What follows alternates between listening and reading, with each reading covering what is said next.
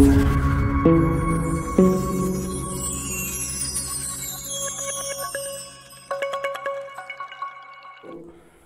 दोस्तों, आप सभी का बहुत बहुत स्वागत है आपके अपने चैनल साइंस फाइटर क्लासेज में।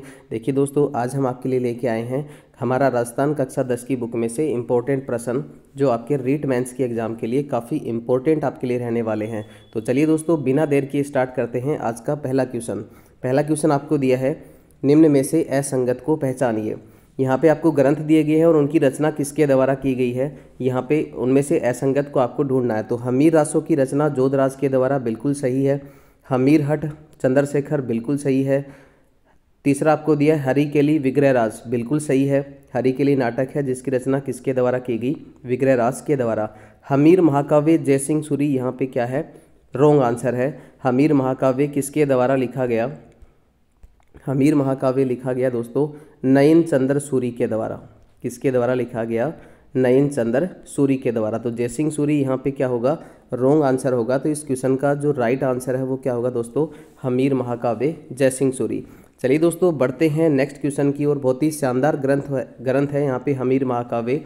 ताऊ शेखावाटी का राजस्थानी भाषा में हमीर महाकाव्य लिखा गया है, जिसकी बहुत ही सुंदर पंक्तियाँ हैं, जिसमें लिखा गया है, सिर ऊंचो करया खड़ो अब भी, या आस लगाया रणत भवर, कदे तो कोई आवेगो, हमीर हटी सोनर, जद या धरती गावेगी, और हर कहेगी भारत माँ, ब सुबह कदे तो आवेगी, ब सुबह कदे तो आवेगी। चलिए दोस्तों, बढ़ते हैं नेक्स्ट क्वेश्चन की ओर। अगला क्वेश्चन आपको दिया गया है, ये रहा आपके सामने आपकी स्क्रीन पर। नेक्स्ट क्वेश्चन में आपको पूछा गया है, 1818 ईस्वी में अंग्रेजों के साथ संधियों पर हस्ताक्षर करने वाला जयपुर राज्य का शासक कौन था। ऑप्शन आपके सामने है, राजा मान सिंह, महाराणा भीम सिंह, राव विष्णु सिंह, सवाई जगत सिंह। तो इस क्वेश्चन का राइट आंसर क्या हो जाएगा, इस क्वेश्चन का राइट आंसर होगा सवाई जगत सिंह। चलिए दोस्तों, बढ़ते हैं नेक्स्ट क्वेश्चन की ओर।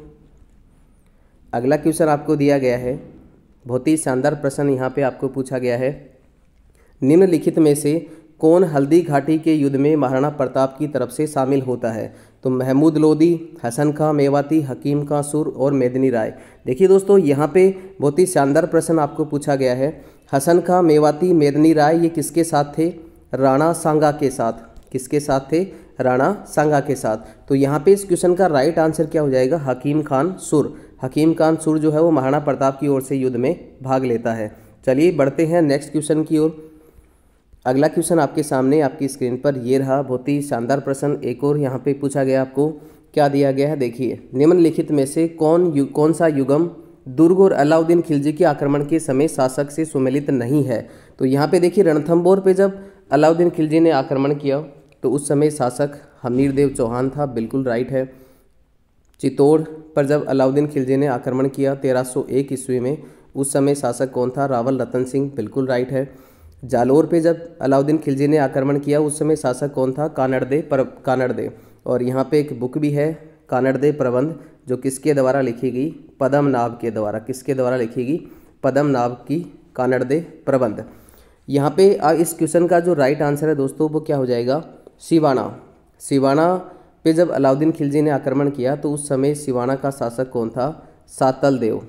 कौन था, सातल देव। तो ऑप्शन नंबर सी जो है वो क्या होगा, बिल्कुल राइट होगा। चलिए दोस्तों, बढ़ते हैं नेक्स्ट क्वेश्चन की ओर। अगला क्वेश्चन आपके सामने ये रहा, विख्यात लोक नाटककार नानूराम किस ख्याल से संबंधित रहे हैं, शेखावाटी ख्याल, जयपुरी ख्याल, तुर्रा ख्याल, कुचामनी ख्याल।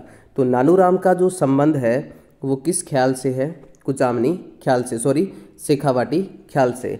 चलिए दोस्तों, बढ़ते हैं नेक्स्ट क्वेश्चन की ओर। इस क्वेश्चन का जो राइट आंसर है वो क्या हो जाएगा, ऑप्शन नंबर ए यहाँ पे क्या होगा, बिल्कुल राइट होगा। नानूराम का संबंध जो है वो किस ख्याल से है, शेखावाटी ख्याल से।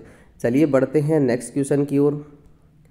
अगला क्वेश्चन आपको दिया गया है, निम्न में से कौन सा युग्म लोक देवता और उनकी माता के संबंध में सुमेलित नहीं है।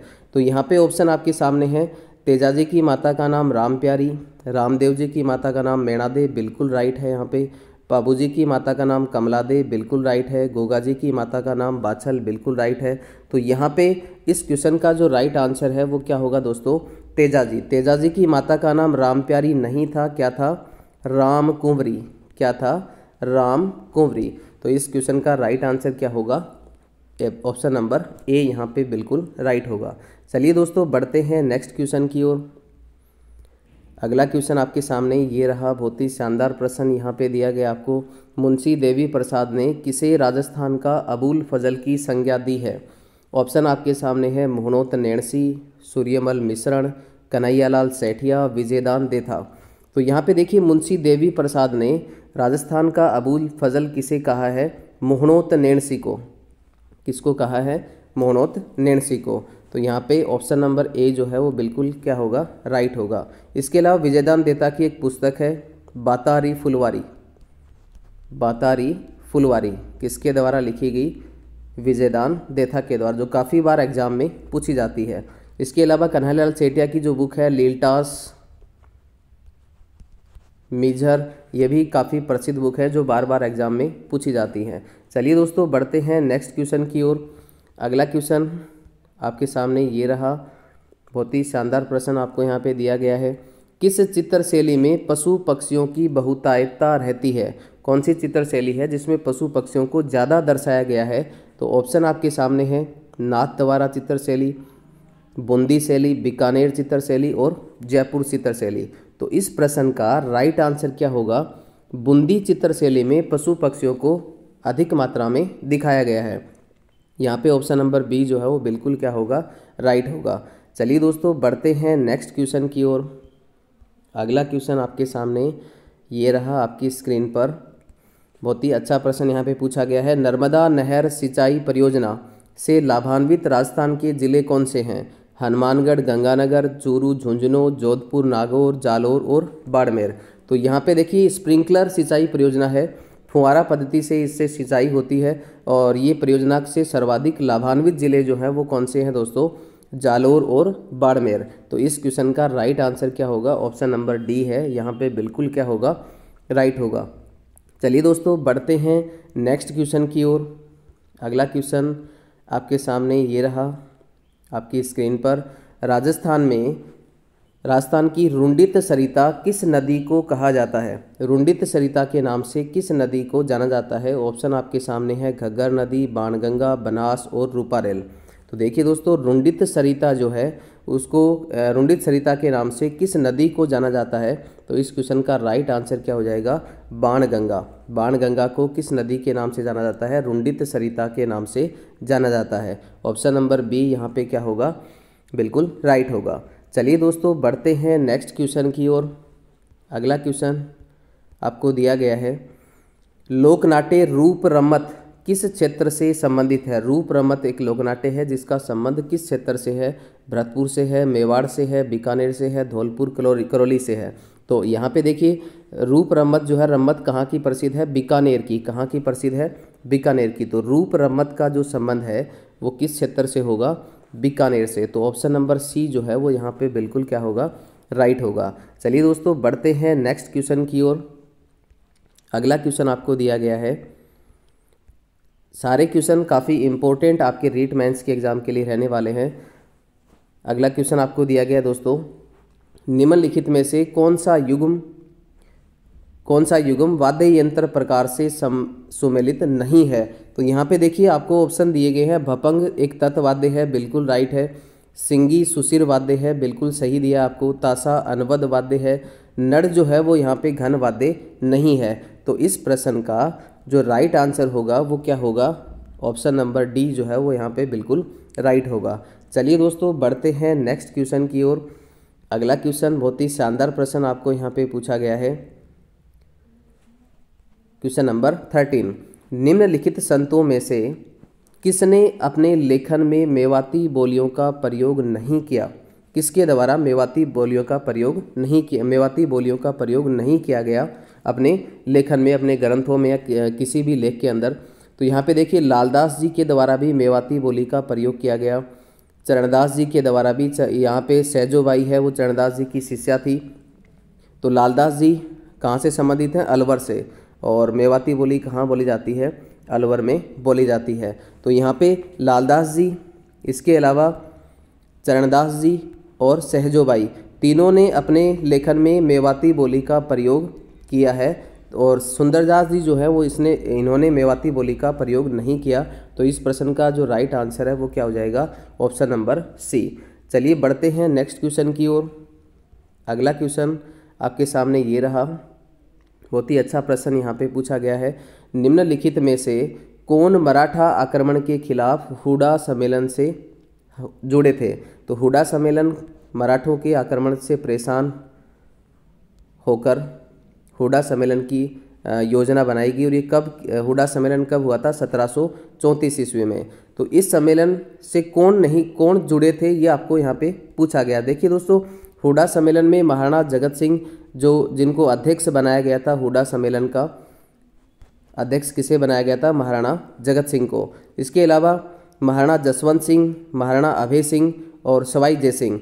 तो यहाँ पे देखिए, महाराणा जगत सिंह अध्यक्ष थे, सवाई जय सिंह भी इस सम्मेलन से जुड़े थे और महाराजा अभय सिंह भी इस सम्मेलन से जुड़े थे। तो इस प्रश्न का जो राइट आंसर है वो क्या हो जाएगा, ऑप्शन नंबर सी जो है, महाराजा जसवंत सिंह इस सम्मेलन से नहीं जुड़े थे। ऑप्शन नंबर सी जो है वो क्या हो जाएगा, बिल्कुल राइट हो जाएगा। चलिए दोस्तों बढ़ते हैं नेक्स्ट क्वेश्चन की ओर।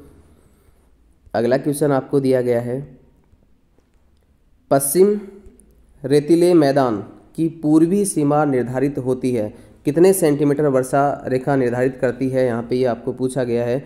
30 सेंटीमीटर वर्षा रेखा, 50 सेंटीमीटर वर्षा रेखा से, 60 सेंटीमीटर वर्षा रेखा से और 20 सेंटीमीटर वर्षा रेखा से। तो इस प्रश्न का जो राइट आंसर है वो क्या हो जाएगा, पश्चिमी रेतीले मैदान 50 सेंटीमीटर वर्षा रेखा, जो पूर्वी सीमा है इसकी, वो कितने सेंटीमीटर वर्षा रेखा से निर्धारित होती है? 50 सेंटीमीटर वर्षा रेखा से। चलिए बढ़ते हैं नेक्स्ट क्वेश्चन की ओर। ऑप्शन नंबर बी जो है वो यहाँ पे बिल्कुल राइट होगा। बढ़ते हैं नेक्स्ट क्वेश्चन की ओर। अगला क्वेश्चन आपको पूछा गया है, अगला क्वेश्चन आपको दिया गया है, ओसियां के मंदिर समूह किस वंश की देन है? ओसियां के जो मंदिर हैं जोधपुर में, वो किस वंश के द्वारा बनाए गए हैं? ऑप्शन आपके सामने है, राठौड़ वंश, गुहिल वंश, चावंड वंश और प्रतिहार वंश। तो देखिए दोस्तों, ओसियां के जो मंदिर हैं वो किस वंश के द्वारा बनाए गए हैं? प्रतिहार वंश। तो यहाँ पे राइट आंसर क्या हो जाएगा, ऑप्शन नंबर जो डी है आपका, वो यहाँ पे बिल्कुल क्या होगा, राइट होगा। चलिए दोस्तों बढ़ते हैं नेक्स्ट क्वेश्चन की ओर। अगला क्वेश्चन आपको पूछा गया है, बहुत ही अच्छा प्रश्न यहाँ पे दिया गया है, सवाई माधोपुर के सिवाड़ गांव में स्थित, कहाँ पे? सिवाड़ गांव में स्थित घुसमेश्वर मंदिर भगवान शिव का कौन सा ज्योतिर्लिंग है? कहाँ पे स्थित है दोस्तों? सिवाड़ गांव भी आपको साथ में दिया गया है। सिवाड़ गांव कौन सा मंदिर है?